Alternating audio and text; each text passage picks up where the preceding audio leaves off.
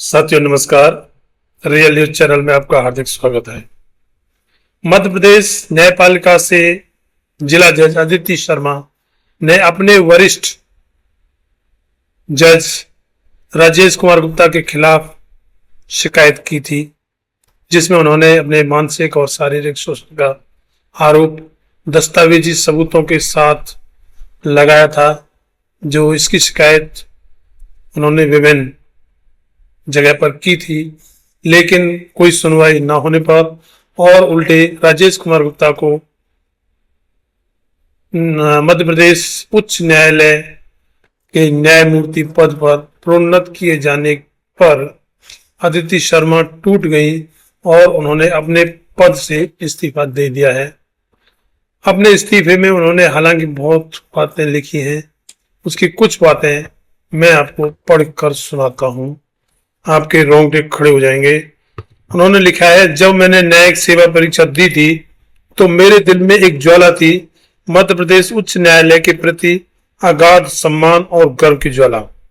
मेरे लिए यह माननीय न्यायालय केवल एक संवैधानिक संस्था नहीं थी, बल्कि सत्य का आश्रय स्थल था। मैंने खुद से कहा था कि अगर तुम ईमानदारी से काम करोगी, कानून का पालन करोगी, तो यह न्यायालय तुम्हारे साथ खड़ा होगा जब तुम्हें सबसे ज्यादा इसकी जरूरत होगी। लेकिन आज मैं यह पत्र एक टूटी हुई आत्मा और विश्वासघात के दर्द के साथ लिख रही हूं। मैं न्यायिक सेवा से इस्तीफा दे रही हूं, इसलिए नहीं कि मैंने संस्था को निराश किया, बल्कि इसलिए कि संस्था ने मुझे निराश किया। वर्षों तक मुझे अथक उत्पीड़न का सामना करना पड़ा, न केवल शारीरिक या मानसिक, बल्कि मेरी गरिमा, मेरी आवाज और एक महिला न्यायाधीश के रूप में मेरे अस्तित्व का, जिसने एक वरिष्ठ न्यायाधीश राजेश कुमार गुप्ता के खिलाफ बोलने की हिम्मत की, जो बेलगाम सत्ता का दुरुपयोग कर रहे थे। मैंने हर वैध रास्ता अपनाया। रजिस्ट्रार जनरल, उच्च न्यायालय के मुख्य न्यायाधीश, सर्वोच्च न्यायालय और राष्ट्रपति को पत्र लिखे, यह आशा करते हुए कि अगर न्याय नहीं मिला तो सुनवाई तो जरूर होगी। वही न्यायपालिका जो मंच से पारदर्शिता के ऊपर बयान देती है, अपने ही दफ्तरों में प्राकृतिक न्याय के बुनियादी सिद्धांतों का पालन करने में विफल है। वह संस्था जो कानून के समक्ष समानता सिखाती है, ने सच पर सत्ता को चुना। राजेश कुमार गुप्ता, जिन्होंने मेरे दुख को ऑर्केस्ट्रेट किया, उनसे कोई सवाल नहीं किया गया, बल्कि पुरस्कृत किया गया, पदोन्नत किया गया, सम्मान के बजाय मंच दिया गया। राजेश कुमार गुप्ता, जिस पर मैंने हल्के में नहीं बल्कि बिना नाम छिपाए दस्तावेजी सबूतों को दिखाते हुए आरोप लगाए थे, लेकिन स्पष्टीकरण तक नहीं मांगा गया। कोई जांच नहीं, कोई नोटिस नहीं, कोई सुनवाई नहीं, कोई जवाबदेही नहीं, और अब वे न्यायमूर्ति की उपाधि धारण करते हैं, जो इस शब्द पर क्रूर मजाक है। मैं आपसे पूछती हूँ, यह न्यायपालिका की बेटियों को क्या संदेश देता है कि उनके साथ हमला और अपमान की घटनाएं हो सकती हैं और उनका एकमात्र अपराध यह विश्वास करना था कि व्यवस्था उनकी रक्षा करेगी। इस तरीके से अदिति शर्मा ने अपने पद से इस्तीफा दे दिया है और बड़े ही दुख के साथ उन्होंने न्याय व्यवस्था से अपने को अलग कर लिया है। अदिति शर्मा 2018 में न्यायिक सेवा में आई थी और वो अपने मृतक पिता की कामना पूरी करने के लिए वो न्याय व्यवस्था में आई थी।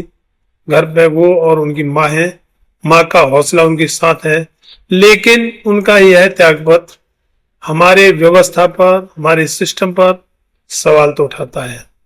जहां बेटी बचाओ बेटी पढ़ाओ का नारा दिया जाता है, जहां बड़े बड़े बातें बताई जाती हैं, बड़ी सैद्धांतिक बातें होती हैं, लेकिन धरातल पर क्या है, असलियत में क्या है।